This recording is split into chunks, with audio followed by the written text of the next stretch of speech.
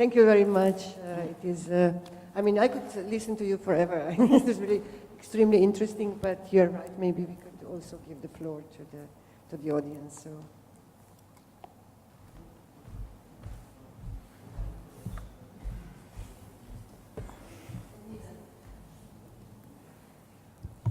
Hi, thank you for this wonderful conversation and kind of focusing the issues we've been thinking and talking about in many cases. Two things. First of all, comment. I particularly like what you said and how you explain and deliberate about the non-potentiality of left and this fear of leaders. And I think that we have also developed some kind of ethical or moral standpoint and ideology of the horizontal structures, participation, openness, everybody is worth the same, etc., etc. And it has been developing civil society organizations for many years here in Balkans, on the West, on the left side, etc., etc. And somehow with this kind of fear of stronger and more powerful organizations, we have put ourselves on the margin thanks to our ideology of an individual, of a person, of the community, of the horizontal structures, etc., etc. I think this is one point. And the other point, as you said, that basically the right, or even the radical right, is taking on the one side the economic and social issues. Marine Le Pen was probably the stronger in one point, taking the workers around her, not the left part, etc., etc. If you look what Orban in Hungary is doing, you know, these are probably the most brave economical decisions. I don't know, putting the taxes on the banks, collaborate, you know, taking money not just from IMF, Troika, but from Putin too, etc., etc. And also the third thing, so they are probably much braver than, I mean, obviously much braver in economic politics than Social Democrats, Labour's party, etc. And the third is that they operate with strong emotions, building these identities, hates towards the other, etc., etc. And then the left, which is of course connected with the narratives and the stories you start to talk, and the left, it seems to be unable to produce the narratives and the stories around which these kind of emotions that would mobilize people and then to grow. So if you may comment these 3 points, thank you. Well, if I could just comment on one thing you said, which I very much appreciated, which is what you began with, which is a very tricky area to discuss. So please be patient with me as I try to find the right language for this. As we have moved into this situation, which of course I am emotionally committed to, of these horizontal networks for political thinking, we've arrived at a moment where we confuse these horizontal networks with the notion of the people, which relates to our understanding of democracy. Except, of course, that the point about democracy is that the people must be contested. In other words, you bring out what is not named, you talk about what you disagree about, you fight over ideological positions, you decide which direction will you go in, you have debate, and then something happens from that.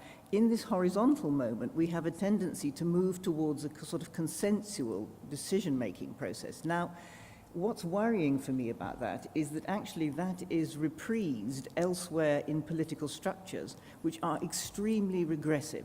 So, for example, I would point you to the fact that we all now live in this, our politics is all about stakeholder participation. So take, for example, an organization like Greenpeace. Greenpeace is now supposed to be very successful because instead of being a protest movement, it's a stakeholder participant in some ghastly conversation about which will result in something called the Dublin Agreement or the Ljubljana Agreement or the Network of World Concerned Leaders Agreements or something, you know. And in other words, what was radical about that position gets lost in this consensual kind of making. Now, of course, we all believe in the sort of democratic principle of the co-design and co-production of citizens for their solutions. I mean, one of the reasons why I really wanted to come here today to talk to you is because years and years ago, I actually wrote a book with the man who was then the director of the New Economics Foundation. This was before they wrote The Great Transition. And we wrote a book together called The Mutual State and How to Build It, which we published in 2001, in which we prefigured, in fact, as it happens, rather nicely, a lot of these things which we would like to do later through co-design and co-production, talking about how, for example, citizens could run the health service or take a much bigger control in doing so. But the difficulty about this current position we're in of co-production and co-design is that diversity leaches out of it. And is very difficult to maintain as the kind of dynamism which I think is very necessary for political debate. And I worry a great deal about it. And it's difficult because you can't be against citizen activism and citizen assembly and citizen co-design and co-production. But that consensual decision-making it fits too nicely into this other form of government and state control now, which isn't about government, it's not about, how shall I say, it's not about governing the countries anymore, it's about regulating them, and these two things go together in ways which I find very uncomfortable and I don't quite have the language for. Yeah, I would add to this that I think that we on the left are usually very good and quick at sort of helping minorities and are having some specific issues around which an NGO or civil movement organizes itself, and we are sort of forgetting really the fact that majority is now oppressed, that it is the middle class which is lost, and that we are all pretty much in the position of proletarian who is always dispensable. We are losing jobs, we are losing social security and so on. So in some way, when we are addressing minorities, we are often kind of shifting the attention away from us, from the majority, and the majority does not then identify with it. And when I was thinking about certain kind of a power of populism, I was thinking recently, in Slovenia we are going through dramatic changes. Almost weekly big factories are collapsing. Trade unions are fairly passive and they don't have a lot of identification with them. But unfortunately, with the new parties which are emerging, I didn't see that they would use in a way in a populist way this potential to come to the factories which are closing them, to organize an uprising then, to even prevent a takeover of the company by the creditors or whatever, which were some of the interesting aftermaths that I observed in the United States after the closure of Zuccotti Park. Some of the good remnants of the Occupy movement were actually small movements which were helping with people whose houses were about to be repossessed, and they would make a blockage so that it would be impossible. Unfortunately, that movement somehow didn't continue, but it was one of the ways to create points of identification. Now here, populism has been incredibly successful with our current president, who, started, playing on the idea that he is a worker, Okay, for a few minutes he was dressed in a working outfit and, photographs for the media, but in a way he played on the role that kind of ideology of being, a worker played in communist ideology when we had actions, direct help, and so on. And that's, I think, something that might be used by the left in their own way, and sort of, that would be a populism which I would perceive as an important point of identification that left somehow has to create. In every country in some way different. But in regard to what you were mentioning about UKIP, I recently read an interesting article in The Guardian, that the media often give so much attention to the parties like UKIP. So in reality, let's say, the support for the Green is rising in the UK, but they have almost no media presence, in contrast to UKIP. But as soon as you start giving so much, place, even if you are disgusted by, unfortunately, you are opening points of identification where other right-wing parties finally can sort of, let's say, start playing their, dirty games, because that's usually the place they are, the most successful. If they have a more horrible party, then they can be perceived themselves as moderates. That was even success of Milosevic in the past, that he needed someone more horrible, like Vuk Drašković there, and, more nationalistic, so that he can be, the evil that we know, you know, that not to kind of vote for the evil that we are afraid will be more dangerous than he is. No, I think that's right. But we have to remember that the only claim to any kind of political participation that Mr. Farage has is that for the last 9 years he's been a European MP. So he wants to vote against Europe. Sure. You know, so, I mean, you know, these people lack integrity, to say the least.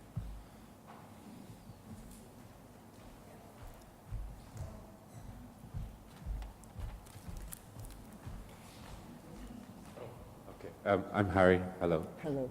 I've been told to introduce myself. That's my name. Thank you for this this critique of various aspects of horizontalism, and I do think it's very important to kind of maintain a critique of horizontalism and its limitations and its discontents.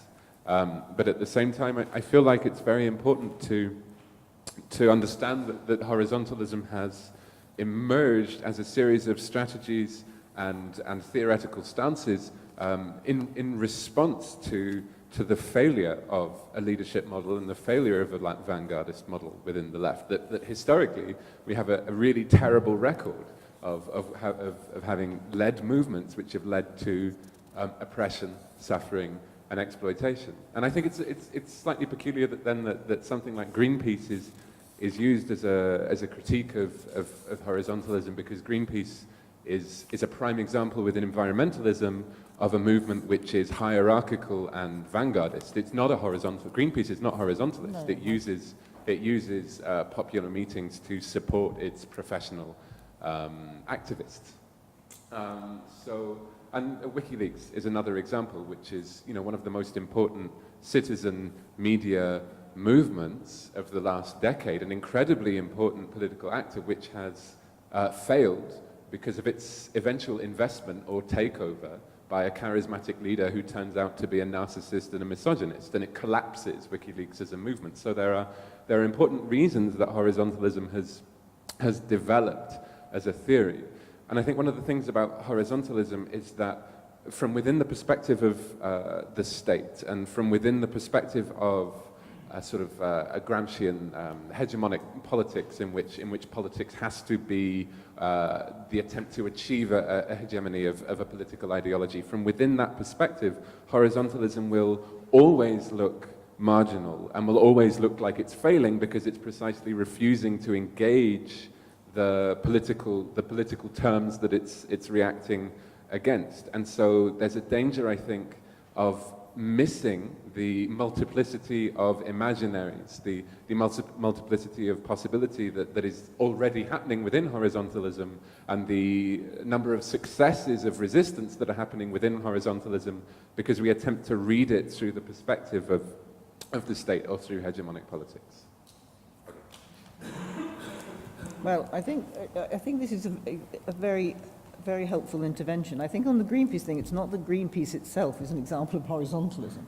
It's that that we have political structures which work through consensual decision making, which are not the kind of horizontalism you're discussing. And you know, Greenpeace has just been incorporated into that essentially. I mean, you know, as a protest. But on the horizontalism thing, I mean, I think that one of the difficulties with horizontalism as a form of politics is how to move from the possibilities of resistance, exactly as you said, the spaces that are opening up there, into a kind of practical program of politics. And I'm not here trying to do what was widely done at the time of the protests in New York, London, wherever around the world, and say, you know, the problem with these people is they're not really political because they don't have a political program. That's not my point. My point is that we have to move from this assembly where we're all brought together and around these issues which matter to us, but we do need to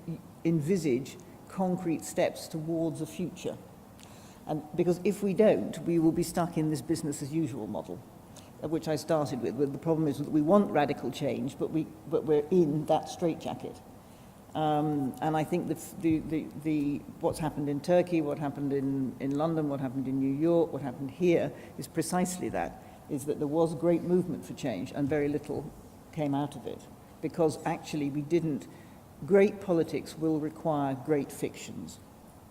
And this is where the art side of it comes in. And great fictions need to be urgently developed and worked on, right? And the arts has a major role to play in that, because we need to know where are we drawing those great stories, those alternative futures from. And I think that's an important thing for me.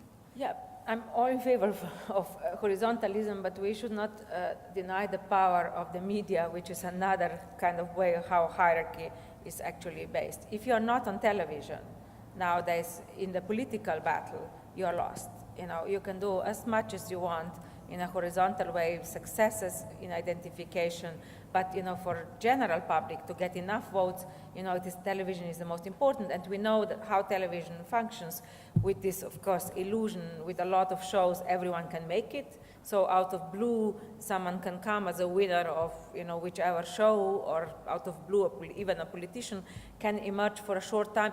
But then, you know, it's highly choreographed 20 seconds messages, which is why Berlusconi has been so successful. He controls television, and he was able for those 20 seconds make some powerful, provocative messages. And, you know, especially in our part of the world, leaders have often been in charge of the national television. Milosevic's concern was only national television. Every leftist or whatever critical newspaper was allowed, or radio, local radio in Belgrade was allowed.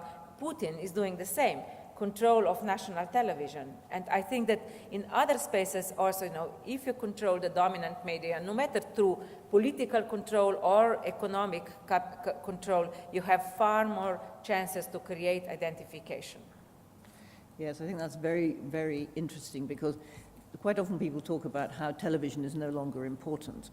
But I would reflect on this by saying that in India, in the most recent elections, this was the first election which the largest democracy in the world has ever had, where television played such a major role. And what Modi did was to have a campaign of being on television all the time, because this is the first election where large numbers of people have actually had access to television, right?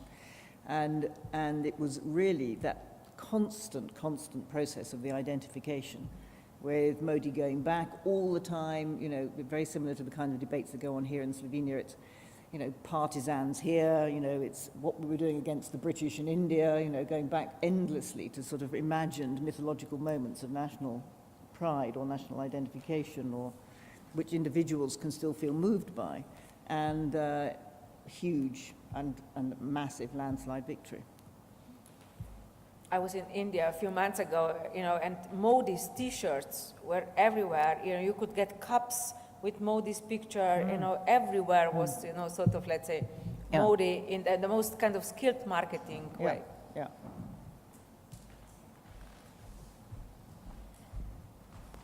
Hi. Coming from Istanbul, I was wondering how you would react towards the depression that stems from the reflection that change doesn't happen. It's like what we've been living through since last summer. With the Gezi movements and the Taksim Square incidents, we really believed that we were overthrowing the government with, you know, with invading this park that became the symbol of whole movement, and just getting on the streets and having this joy of shouting, you know, resign Prime Minister. It gave us power, and we got the power from high school students actually. But when the summer was over, when the students went back to school, and when winter approached, and when brutality on streets from the police force really increased, everything stopped. And then the second stage, we had a great major corruption, the biggest ever that happened in Turkey. It was revealed, the corruption within the state, in mid-December. And again, there was a second belief that, okay, we didn't have power, you know, we are not militia. Of course, we wouldn't be fighting with the police to overthrow the state. But here, it's happening now, because every proof is obvious, and everything will go to court, and we will have the Prime Minister resigning. Again, it didn't happen. It's just, you know, everything is manageable.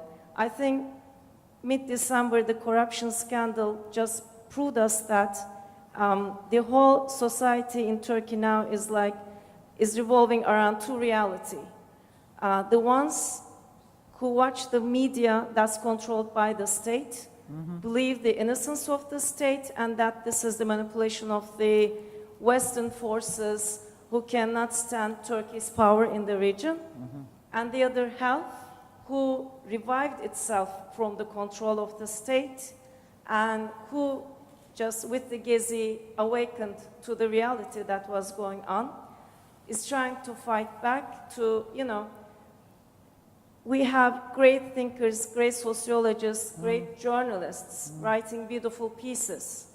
We have great individuals reflecting realities in the social media, and still change is not happening.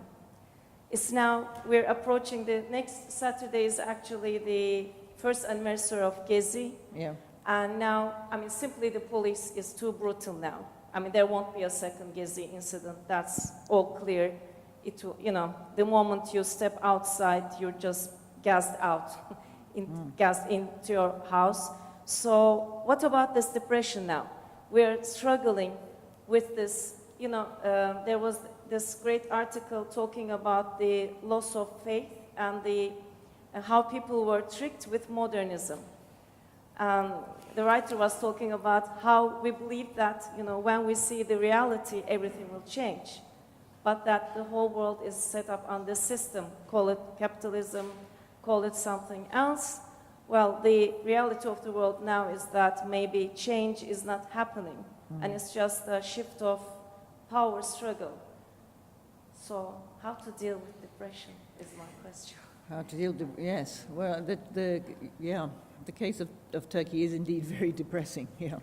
I mean, for a number of reasons, because Erdogan, I mean, won a series of elections immediately after this corruption was revealed, and at the same time is pushing very, very hard for, shall we say, speaking very loosely, the implementation of what is thought to be various kinds of Islamic principles in Turkish life. And of course, this is, as you know very well, a very contested area, but you've only got to look at the way in which that's now affecting the representation, for example, of people in public space, the kind of stuff that's been said about women in parliament, when any of these women have actually come out and said anything against what's happening. They have been immediately humiliated on this question of their appearance and their adherence. And it's had devastating effects on their ability to speak out in those cases. And then that doesn't even take into account what's happening with the LGBT community and so on. So there are all sorts of things here. And this move towards a kind of reframing of Turkish identity is precisely the kind of thing we've been talking about. And it's been hugely successful in Turkey. And then when you have alongside that what's been going on in Syria, and you know the way in which the sort of international politics has been placing Turkey in relation to that, Erdogan is very easily able to present himself as the defender of the Turkish nation. And even though his principles are completely different from those of Ataturk, right, he's laid himself over the top of this kind of discussion in such a way that they almost seem indivisible on this issue. And actually, I was really shocked because I thought the election would be very close, and it wasn't at all close. It was a majoritarian decision again, and this is the question, because the majority, of course, were not on the streets. Yeah, I was supposed to go to Turkey in the next days to give a lecture, since they published 2 of my books, and just now they canceled my visit because they said that, you know, the state is in a total anxiety situation over what will happen at this time of anniversary. And they said that even if sort of, let's say, nothing will happen, no one actually is even remotely interested in kind of theoretical debates. So their idea was, there were 2 fears, that, you know, too much will be happening and nothing will be happening. Yeah. And I have also observed, you know, situation in Turkey for some time with trepidation. We do need to admit that Erdogan's success at the beginning was to limit the power of the military, and that was one of the important points. And, you know, I think we should not forget the mistake of EU of not, you know, granting Turkey the chance to join. I think this was one of the biggest mistakes, ideological, huge mistake. in the recent, you know, political, global political battle. I don't think there is any more vibrant culture around us than, in a way, Turkish culture, and, you know, it would be a hugely different situation we would have if they were granted, you know, in a different way. You know, that was also a mistake with Ukraine, that Europe was playing and opened the doors in some way to Putin. But in Turkey, I think it was even more urgent at that time to grant the possibility, because, you know, it would be very important symbolically also to, because of the religious problems and so on. I think Erdogan's success really has been, in a way, playing the nationalism in a very kind of a postmodern way too. I was struck when I visited last time Turkey, when, you know, my Turkish colleagues there were telling me that, for example, he even introduced a law that protects Turkish genes, which I was quite interested, you know, in. It's the title of the law. What kind of gene? Blue genes or other genes? Genetic genetics. make of a proper Turk. All right, I see. Turkish genes. Okay, Genetics. good. Yes, genetics. So the idea is that there is a special law which prevents Turkish women to get in vitro fertilization abroad, and the idea is that in this way, you know, they are protecting the genetic make of Turks. They are not dealing with what if you get in vitro with the Turkish sperm from abroad, but, you know, basically it's a kind of a postmodern way of using new science and creating nationalist ideology. Well, I think it's a great weakness of the EU that fundamental racist and discriminatory attitudes do play a very big part in this process, and I think that the exclusion of Turkey, unfortunately, just really underlines that great weakness. Just a very quick couple of things. First one, I might suggest a couple of case studies related to many of the things you've been analyzing today.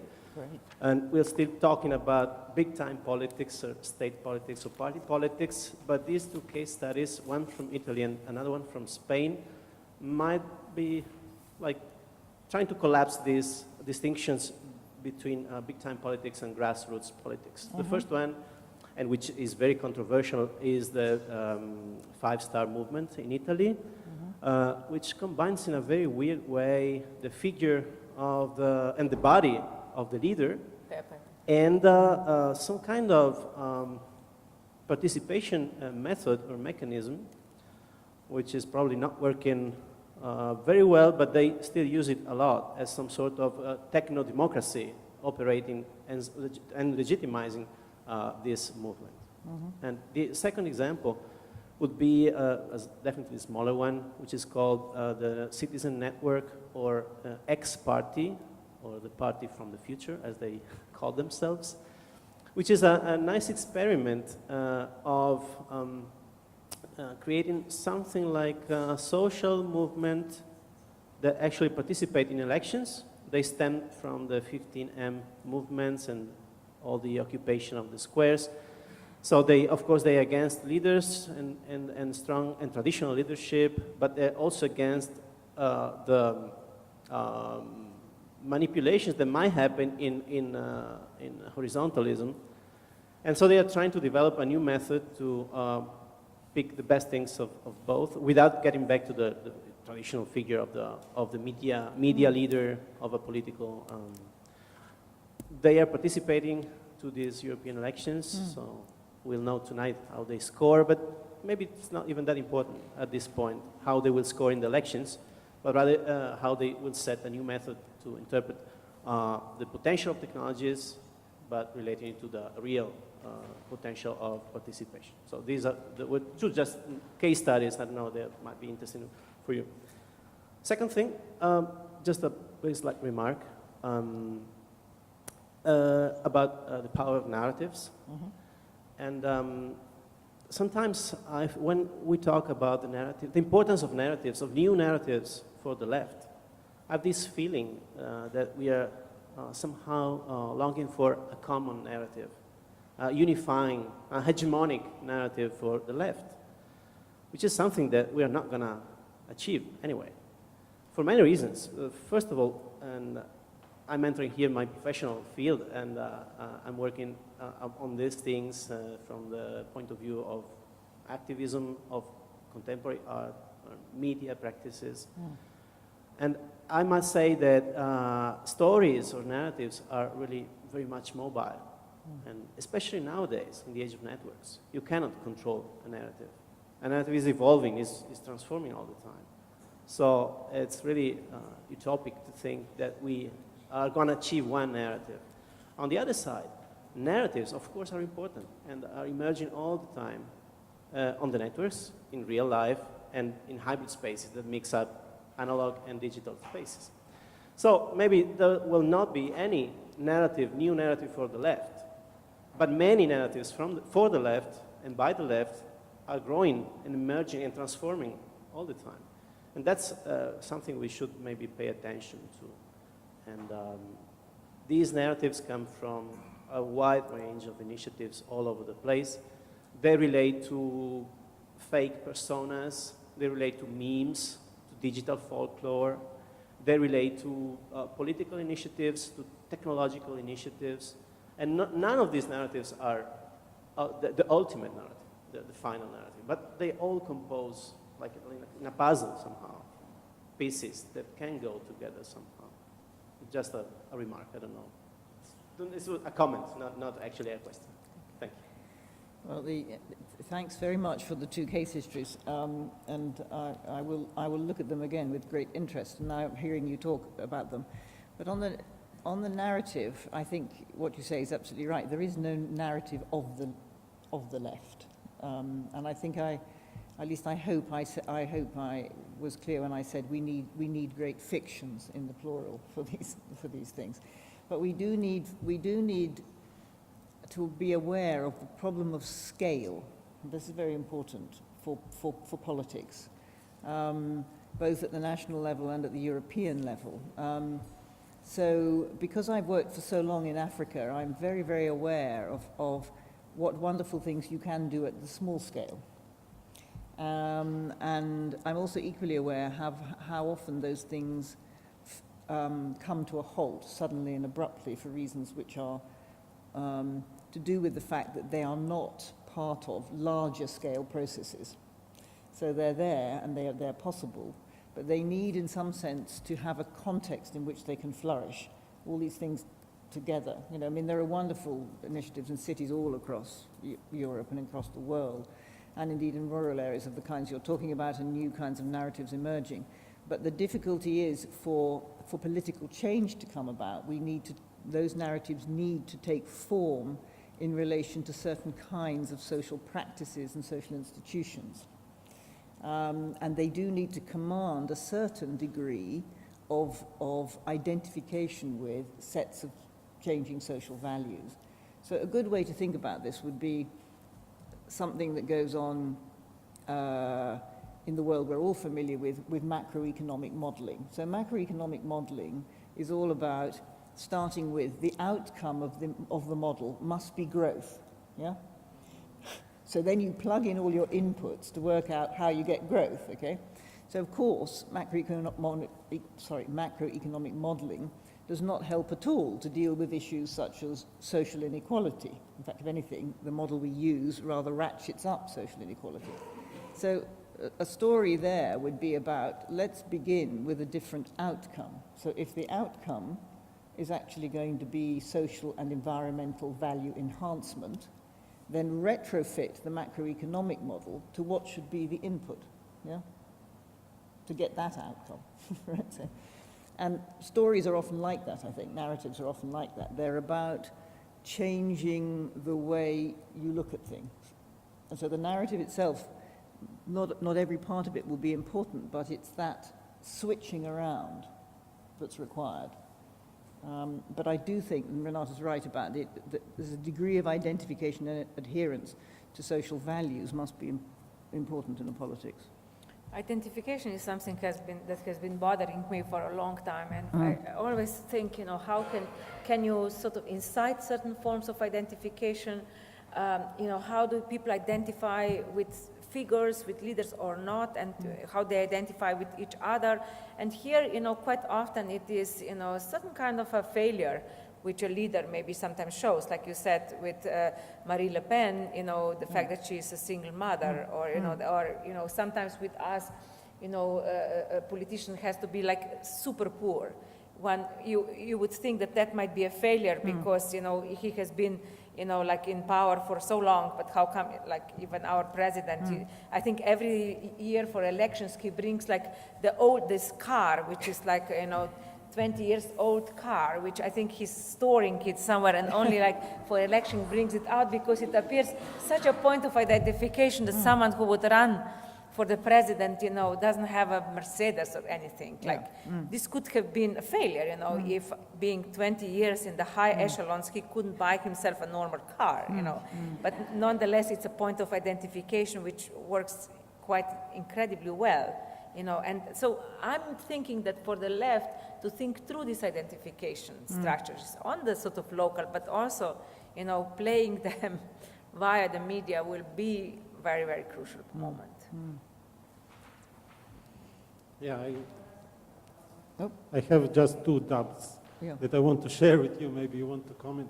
First is that as I see this, how should I say it, left political action, is somehow put it in an area of the free time, of leisure time. It's not, it's a part of, how should I say, lifestyle or something.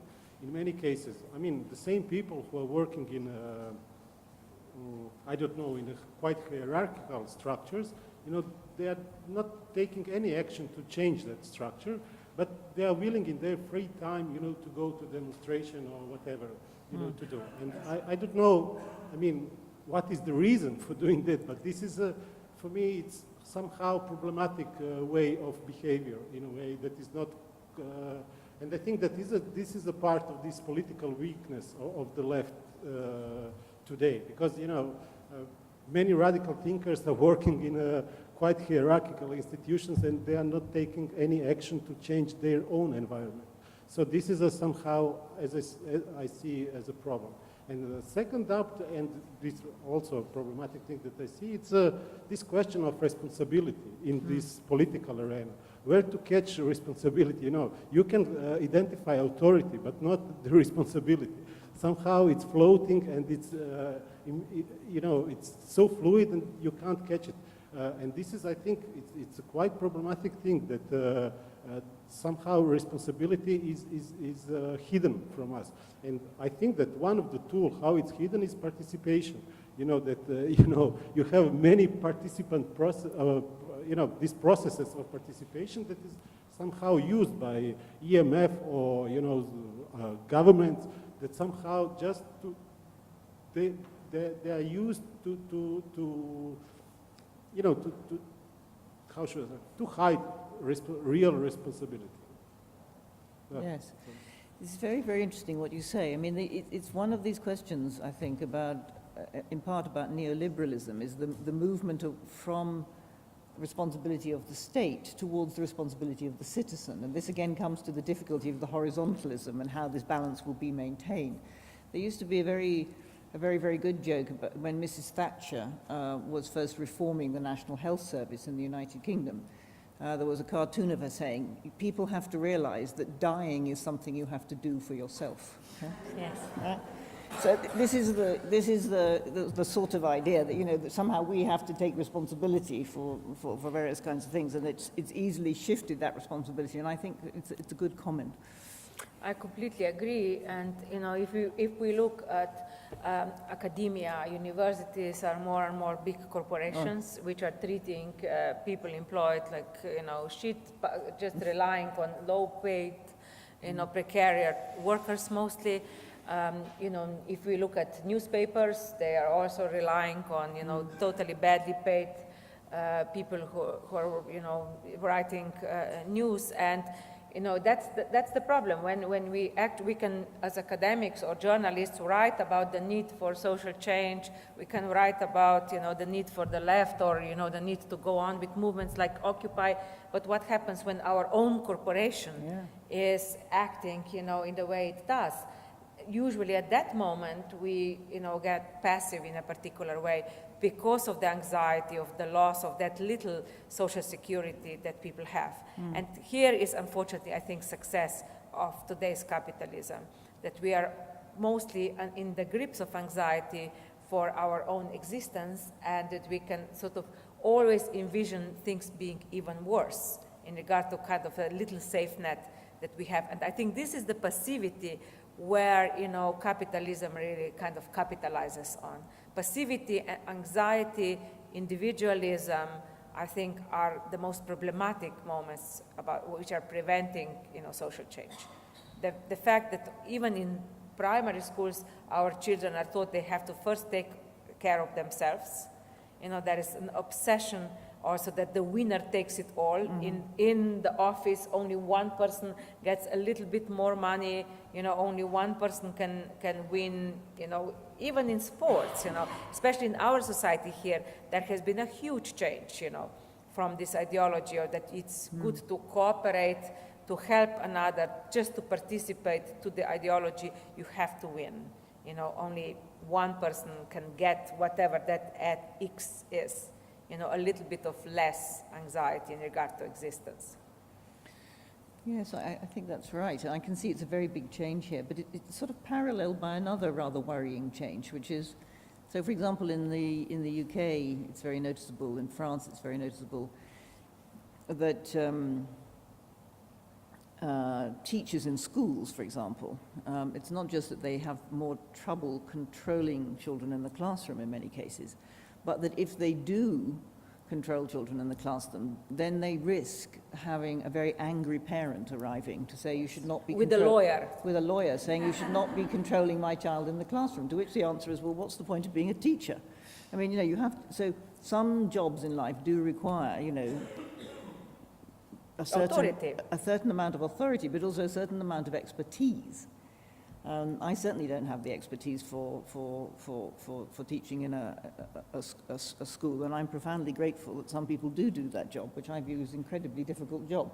But, and I think that in many of the institutions we're in, structurally, those institutions are undermining themselves precisely by moving to the winner takes all, but at the same time simultaneously undermining the expertise and the capability of the people that are there. In other words, there isn't sufficient respect for what people contribute to a collective life, and understanding that we bring different things to that. So, you know, I was very shocked a few years ago when I went back to teach at Cambridge to be told by somebody there that professors were not important. You know, well, my view is if professors are not important, then why are you paying them all this money?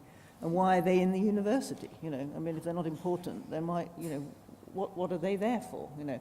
And that's the culture of the organization, which is actually the organization is more important than, you know, than the capabilities that are at play within it. And I think we're often in that situation, as just been mentioned. Yeah, even in our universities, kids would not give each other anymore, you know, their notes. No. You know, sometimes they will sell them, but, you know, in America, they are not giving them at all, because you are always perceiving another student as your competitor. Yeah. Another has to lose so that you can gain a little advantage. And that's the unfortunate moment where already we are losing the possibility for kind of a solidarity. Yeah, yeah.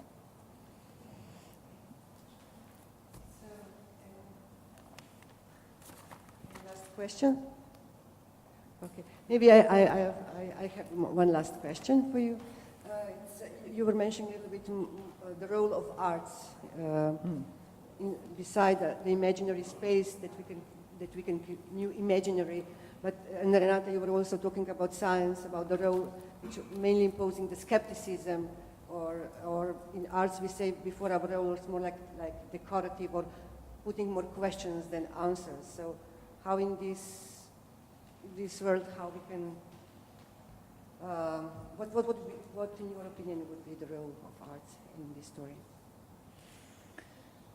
Well, I hesitate here because I know there are a lot of practitioners sitting in the audience.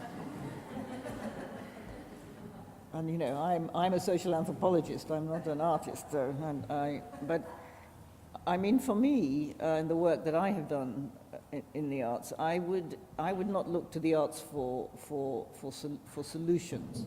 I would look to the arts for ongoing reflection and critique, but also for a particular ability that the arts have, which is to capture a point outside standard forms of representation, even if people are only in that place very temporarily, right? So that the world looks new, things look different, you know, that there is something unexpected, that something happens which takes you out of your normal way of being and thinking and doing. And I think that that sustained critical role is really important in democratic societies. What I worry about is how the work I've been recently doing in London is all about how to engage with more diverse audiences for the arts, just to make sure that, you know, one of I do a lot of work with the Barbican Arts Centre, which is one of the biggest art centres in Europe, and it's right next to the 5 poorest boroughs of London, right? So the question is, how often are those people who live in those 5 poorest boroughs of London in the Barbican Arts Centre, but also how often is the Barbican Arts Centre out there in the 5 poorest boroughs of London? And so, you know, that question for me about audience is very important in that regard. Yeah, I don't want to glorify arts as sort of like being only a part of, you know, a rupture or rethinking. We also have to perceive arts as just another way in which sort of capitalism is kind of thriving in its own way. So we have also in the domain of arts the ideology of the winner takes it all, especially if we look at the visual arts. You know, we have multi-millionaires, you know, especially in the UK, you know, and basically it's like an obsession, who will make it, and there, you know, it's 0.001% who can actually make it and live in some way decently from art. So the battles are going on. Financial institutions have been investing in art and storing, you know, money in buying art because they were trying to avert other risks. With this, of course, they are sort of opening problems of another type of risk. So I would say that yes, art definitely has a space. You know, it's a moment which can allow us to think. You know, sometimes love the way sometimes, you know, like public art, interventions in the streets or performances can, you know, disrupt something and open up a new thinking. But sometimes then you also, when you realize that something is just performance, it's a kind of, that's just art. So there are limits to how much art can actually, you know, contribute to social change, but I don't want to deny its role. Now, just now, since I came yesterday from Serbia, there was an interesting thing I observed in our media, in our newspaper here, Delo. We had a lot of pictures of the disaster there, and there was one picture where there were, you know, tons of clothes in a kind of a collection center for clothes that people are donating for victims of floods. So I looked at that picture, and then suddenly I realized, but doesn't this picture look exactly the same that, you know, pictures from Christian Boltanski's show a few years ago in Grand Palais in Paris, where he collected 50 tons of clothes. So I downloaded from, you know, internet the images, and it was really interesting, you know, how the same image pretty much can be perceived as an act of art and actually a real thing, you know, which sort of, let's say, shows for us that in a way art does tackle dilemmas like, you know, overconsumption, death, kind of a ghostly thing that we are, you know, surrounded by all these material things. But when a real crisis happens, you know, another sort of gesture has to emerge. Yeah, and there's an even earlier image, or arte povera image of exactly that great pile of clothes. I forget now the Italian artist who did it, but yeah, so there are these images. I mean, it's important, I think. Yeah, that, sure. You know. Okay. Thank you so very much for this really excellent and inspiring open debate, as well to Henrietta and Renata, and as well for the very participatory audience. Now we have to go Thank to you very vote. much. Yes, vote.